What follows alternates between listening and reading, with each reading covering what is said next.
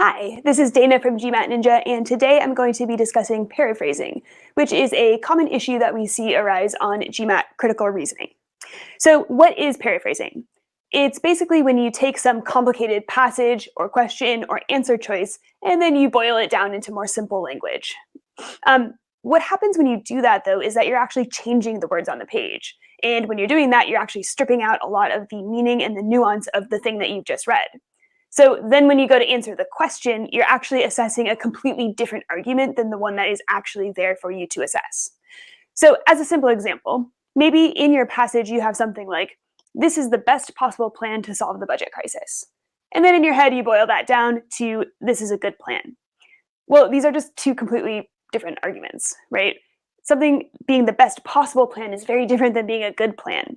Additionally, here from the passage, you know what the plan is actually trying to solve, versus that detail gets stripped out here. So there is no way of knowing exactly which details are going to be important later on. You just really have to leave them all in. Instead of paraphrasing, what should you do? Just stick to the exact language of the passage. So you should read that passage top to bottom. And then after that, your next task is to break down the structure of that passage. When you do that, just stick to the exact words on the page. And determine whether there's a conclusion. If so, what exactly is the conclusion? Is there support for that conclusion? Or whatever else you happen to have in that particular passage. Just leave it in the exact words of the author. And then finally, another note is to pay particular attention to modifiers. Words like some, all, most are going to drastically change the meaning of the thing that you're reading. So those should pop off the page and you should really take them into account. As a side note, you can't just eliminate an option because of extreme language. So if it has something like never or always in it, that's not this automatic elimination point. There are actually tons of correct answer choices that do have that kind of extreme language in it. So you can't just make that elimination. Instead, you'd want to notice it and then just use that in your evaluation of whether that answer choice actually answers the question. So as always, we will go ahead and do some examples here. I'll throw one up on the board. This first example only has a couple of answer choices, so take your time, go through a process of elimination, and then we will talk about it afterward.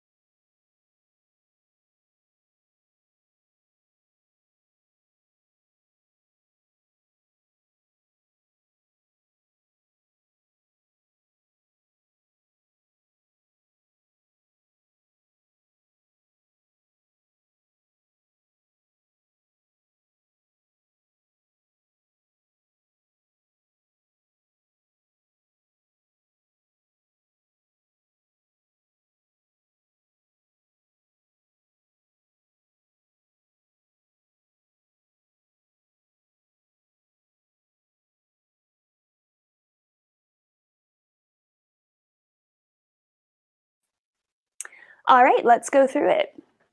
So we do have a boldface question here, and it's tempting to just hunt for exactly what these boldfaces are doing right off the bat, but you don't want to do that. You just want to break this down like you would any other passage, starting with the most important stuff to the author first, and then going from there. So the boldface bits will fall into line whenever they become relevant. So here, what is the heart of the passage? Is there a conclusion? Yes. Here, the author is concluding that such reasoning might well be over-optimistic. Now, to understand what this conclusion is actually saying, we kind of need to know what such reasoning is. And it's basically all the stuff that comes before this conclusion in the passage. So the reasoning, the conclusion of this reasoning, is that worrisome rumors must be false. So the people that believe this reach this conclusion by saying that, one, several of the bank's top executives have been buying shares in their own bank. So these top executives evidently have faith in the bank's financial success. Therefore, the worrisome rumors must be false. So that's the reasoning that the author is now trying to say, you guys, that might be a little bit over-optimistic to think about it that way. Additionally, the author provides some support for this overall conclusion that the reasoning might well be over-optimistic. The support is that corporate executives have been known to buy shares in their own company in a calculated attempt to dispel negative rumors about the company's health. So this whole thing is there to support the conclusion that this reasoning might well be over-optimistic. We've got the two boldfaces here, boldface 1, boldface 2. So let's see which of our two options we can say captures the role of those boldface portions. In A, we have the first boldface describes evidence that has been taken as supporting a conclusion. And this is where that paraphrasing thing can really, really kill you. So notice that it says a conclusion, not the conclusion, not the main conclusion, just a conclusion. If you're looking at this overall passage map, this doesn't directly support the main conclusion, but it does support this conclusion that the depositors have come up with, right? So the depositors have said that these worrisome rumors must be false, and then part of their chain of reasoning why is that several of the bank's top executives have been buying shares in their own bank. So because this thing is supporting the depositor's conclusion, yeah, we can absolutely say that it has evidence that has been taken as supporting a conclusion. So A is looking good so far. Let's take a look at the second boldface. It says, the second gives reason for questioning that support. Now, this, we have said, is support for the author's main conclusion. But what is the author doing in their conclusion? Well, they're kind of questioning this whole chain of reasoning, right? They're saying, guys, I think you're being a little over-optimistic here.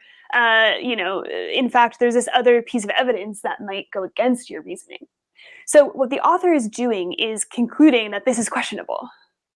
And because that is what the author is doing here, and this is the support for that conclusion, then the second boldface description is pretty good, right? The point of this is to support why this stuff is questionable. So A is actually looking pretty good. We'll leave it in for now and see if we can eliminate B. In B, we have the first describes the circumstance that the argument as a whole seeks to explain. Now, the argument as a whole seeks to explain is pretty big deal, right? Is the author really trying to explain this? Is that their intent in this question?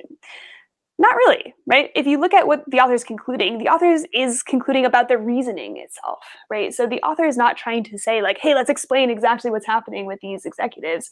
The author is saying, hey, your guys' reasoning might be off. So that first boldface description, not great. Let's see about the second one. The second gives the explanation that the argument seeks to establish. And again, the details of language here are really important. Seeks to establish, what exactly does that mean? It means that you're arguing that this is what's actually happening. Now, is this something that the author says, hey, this is exactly what is happening with these top executives? No. And again, you have to go back to these details. The author concludes that this reasoning might well be optimistic, right? So the author is not saying that, hey, you guys are wrong. The author is saying, hey, you might be optimistic. The author is not saying then that this must be true or that, hey, I really strongly think that this is true. The author is saying it might be true, right? This might be wrong. This might be right. I don't know. So the author is not seeking to establish that this is true. The author is seeking to establish that this reasoning might be a little bit over-optimistic. Might being the key word here. So because of that reason, we can be pretty confident in eliminating B, and A is our correct answer choice. So as you can see, those details of language really, really are important. Let's go ahead and do another example, and we will talk about it after.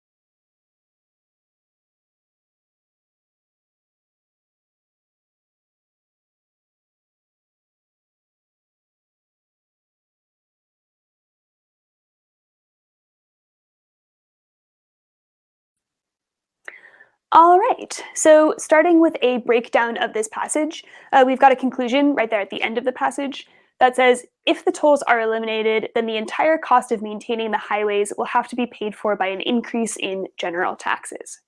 Words that pop off the page to me, this word entire, right? The entire cost, the whole cost, must be paid for by this increase. That's something that I'm noting as I'm reading through this conclusion. And then to support this conclusion, the author says the cost of maintaining the highways is paid entirely out of revenue from highway tolls. So it kind of makes sense why, all right, now we're paying it entirely from this revenue from highway tolls. So if we get rid of the tolls, then we can reach this conclusion. So which of the following is an assumption made by the argument? It's important to take a little pause here and think about what is this question really asking us to find? An assumption made by the argument is something that must be true in order for the author to reach the conclusion that they've reached. So as you're going through the answer choices, you're looking for something that absolutely must be true to reach this particular conclusion. Let's start with A. Work on highway maintenance can be authorized only if the money needed to pay for it has already been collected. A kind of talks about timelines, right? Is the money being collected first and then the work being done second, or vice versa? That really doesn't have any impact on the argument whatsoever. The author cares about where the money is coming from, and it could be that you collect the money first from some source and then do the work, or the other way around. Doesn't impact the fact that the source must be entirely from an increase in general taxes or not. So A, not really going to be an assumption made by the argument. We can go ahead and eliminate. B, the amount of money saved by eliminating the costs associated with toll collections would not be available to pay part of the total cost of maintaining the highways. All right, so this is where that paraphrasing thing will really, really bite you. Because if you're not paying specific attention to this word entire, B doesn't seem that important. However, the author specifically concludes that we have to pay for the entire cost from an increase in general taxes. B talks about this alternate source of money, right? So right now, they're out there collecting these tolls from the highways. There might be some cost associated with that. What if we could, instead of paying that, because we're no longer collecting those tolls, instead of paying that cost, we could put that cost directly toward the maintenance of the highways? Well, then you wouldn't need to get that money from an increase in taxes. That would be coming from this alternate source. So B gives us a reason to think that, hey, wait a minute, the entire cost might not need to come from this general increase in taxes. In fact, part of the cost might come from this alternate source. So, because the author specifically says that the entire cost must come from the increase in taxes, we know that we need to assume, hey, wait a minute, no, we can't have this alternate source. So we absolutely need to assume B in order to reach the author's conclusion. B is looking pretty good. Let's keep it in and go through the rest of the options. C, if the highway tolls are eliminated and the general taxes are increased to pay for maintaining the highways, there will be less emphasis on preventative maintenance. This is about the kind of maintenance that's being done, preventative versus maybe more reactive. Again, the author cares about where the money is coming from, not necessarily the specifics on how this money is allocated. So C could be true, C could not be true. Either way doesn't really impact the author's argument. We can get rid of C. D, the total cost of maintaining the highways will be less if the highway tolls rather than the general taxes pay for the maintenance. This is talking about the amount of money, and again, what the author cares about is the source of the money. Where is it coming from? So do we need to assume that the highway toll collection is a little bit cheaper than, the raising the general taxes? No, we don't need to assume that. It could be that the costs are totally equal, it just depends where you're getting the money from, or it could be that one is more expensive or less expensive. Either way, the author cares about where the money is coming from, not necessarily a comparison of how much it costs to collect one way or the other. Get rid of D. Which leaves us just with E to go through. If the highway tolls are not eliminated, there will be no need to increase the general taxes. So here the word general pops out, right? So increase the general taxes. What is a general tax? Well, it's a tax that could be spent on anything, right? So things that could increase the general taxes, I mean, you could think of many, many examples. Maybe they want to build a school in Holston. Maybe they want to revamp their trash collection. We have no idea, right? So it could be that we do eliminate these tolls or we don't, right? And the general taxes increase or don't, right? It has nothing whatsoever to do with the highways and everything to do with something completely outside of the scope of this argument. So because we could have a need to increase the general taxes, even if, regardless of what we do with the tolls, E is not an assumption made by the argument. And we can get rid of E. So B is the only one left on the board, and B is our correct answer. We'll do one final example, so I'll throw that up there now. As always, take your time going through it, and we will discuss after.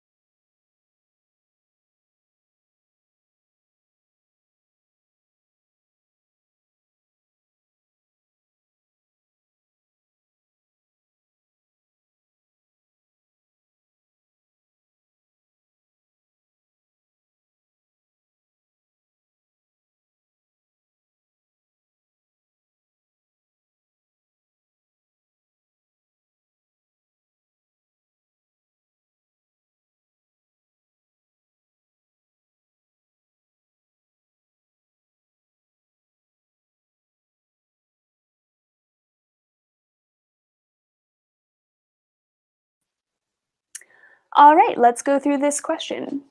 So we don't really have a conclusion per se in this passage, but we do have a goal, right? The goal of this administration in city X is to reduce traffic congestion. Right off the bat, what I'm noticing is the word reduce here, right? Reduce just means even by a little bit. So if we just kind of tamp down this traffic congestion just a little bit, then we've met our goal. It doesn't have to be a massive reduction. It doesn't have to be a complete elimination. We just have to reduce from where we are right now. That's the goal. And then the plan to achieve this goal is to encourage people who work downtown to sign a form pledging to carpool or use public transportation for the next year. Additionally, everyone who signs the form will get a coupon for a free meal at any downtown restaurant. So question asks, for the Transportation Bureau's plan to succeed in reducing traffic congestion, which of the following must be true? And again, that language, must be true, really important. So we're looking for something that absolutely has to be true in order for this goal to be met. Let's look at A. Everyone who signs the pledge form will fully abide by the pledge for the next year. Those modifiers should really jump off the page, right? We've got everyone who signs the form will fully abide by the pledge for the next year. It's pretty strong language. Do we need this to be true in order to reach the goal? No. Again, as we said earlier, we're just trying to reduce traffic congestion. So even just a little small reduction meets the goal. So it could be that some of the people who sign the pledge form abide by it. That's great, right? Or maybe everyone abides just a little bit, right? That's totally fine as well. So we don't need to have it be true that everyone fully abides in order for us to reach the goal of just reducing, even by a little bit, this traffic congestion. So because we don't need A to be true, we can go ahead and eliminate A. B. At least some people who work downtown prefer the restaurants downtown to those elsewhere. The word prefer is interesting here. So talking about what people like versus what they don't like. I don't know about you, but if I get a coupon for a free meal somewhere, then suddenly my preferences don't matter quite as much. I'm willing to give it a shot and try out that maybe less preferred restaurant. So we don't actually need people to prefer the restaurants downtown. Maybe their favorite restaurant is outside of downtown, but you give them a free coupon, maybe that's enough to get them to sign this pledge. Maybe more to the point, what if they never even go to the restaurant? What if they're like, these restaurants suck, but they still sign the pledge because they want to, contribute in some way? Well, that's really what we're going after. So what we need is for people to actually carpool or to use public transportation. We don't necessarily need them to go to the restaurants, and we certainly don't need them to prefer to go to the restaurants downtown. So B, we can go ahead and eliminate. C, most downtown traffic congestion in City X results from the people who work downtown. Now, the word most should pop off the page here. Most means more than half. So do we need it to be true that most of this traffic congestion comes from the people who work downtown? Of course, those are the people that we're targeting with the plan. Those are the people who we're asking to sign the pledge. But let's just say that those people are a minority of your overall traffic congestion, right? Maybe they make up 20% or something of that traffic congestion. If you get those people to sign this pledge, that is still going to reduce traffic congestion, even if they're not the majority of the problem. So we don't actually need to assume that most of the congestion is because of the workers. We just need to know that they're contributing somewhat to the problem. So because we don't need all of the information C to be true, we can get rid of it. D, the most effective way to reduce traffic congestion downtown would be to persuade more people who work there to carpool or use public transportation. Here, the word most definitely is popping off the page. Do we need this plan, this kind of persuasion thing, to be the most effective way to reduce traffic congestion? No. There could be many, many other ways to reduce traffic congestion. Maybe you could put in place big tolls. Maybe you could ban driving, in the downtown area. Those things would definitely reduce traffic congestion and potentially more effectively than this plan. So we don't need this to be the most effective. We just need it to be somewhat effective. We just need it to have some impact on traffic congestion. So most effective means that we can get rid of D. We're left only with E, so hopefully E is okay. Let's take a look. At least some people who receive the coupon for a free meal will sometimes carpool or use public transportation during the next year. This is more looking like it, right? So we do, again, have these modifiers. Some people sometimes carpool.